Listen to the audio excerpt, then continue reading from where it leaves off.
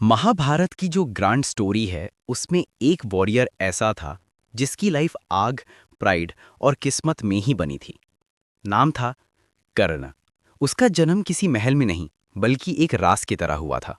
वो कुंती और सूर्यदेव यानी सन गॉड का बेटा था।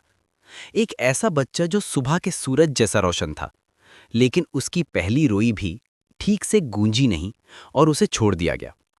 एक साधारण सारथी और उसकी पत्नी को वो मिला जिसके साथ जन्म से ही अजीब चीजें थी।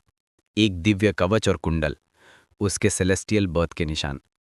उन्होंने उसे अपने बेटे की तरह पाला और भले ही दुनिया उसे सूता पुत्र कहती थी, यानी एक सारथी का बेटा, उसके अंदर की आग किसी भी राजकुमार से ज्यादा तेज थी। कर्ण एक ऐसा योद्धा बना जिसका कोई मुकाबला नहीं कर सकता था, लेकिन उसकी स्किल जितनी भी बड़ी थी, सोसाइटी की जंजीरें हमेशा उसका मजाक उड़ाती थीं।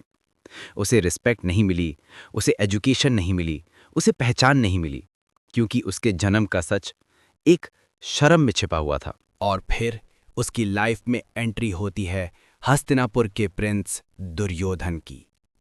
दुर्योधन ने कर्ण में एक नीची जात का लड़का नहीं, बल्कि एक दोस्त देखा।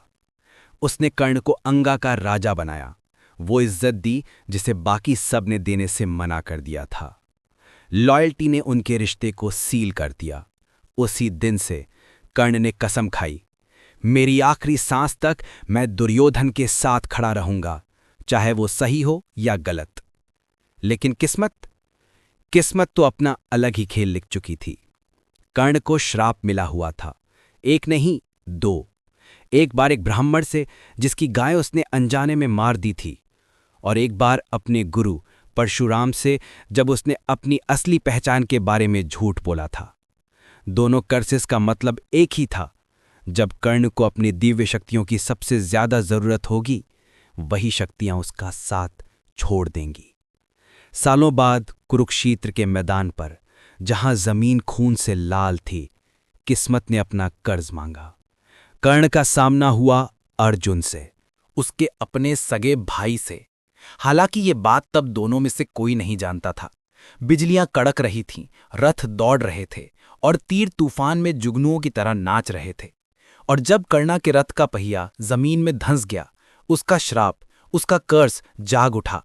वो छटपटाया, उसे निकालने की डेस्परेट कोशिश की। किस्मत को पुकारा, धर्म को पुकारा, उन सभी देवताओं को पुकारा जिन्होंने उसे अकेला छोड़ दिया था। और जब वो झुका था उसे आजाद करने के लिए, बिना किसी हथियार के, तब कृष्ण के गाइड किए हुए अर्जुन के तीर ने उसकी छाती भेद दी। कर्ण गिर गया, ना एक विलेन की तरह, ना एक हीरो की तरह, बल्कि एक ऐसे इंसान की तरह जो दोनों से कहीं ऊपर उठ चुका था। उसकी मौत के बाद ही कुंती ने सच बताया कि कर्ण उसका सबसे बड़ा बेटा था।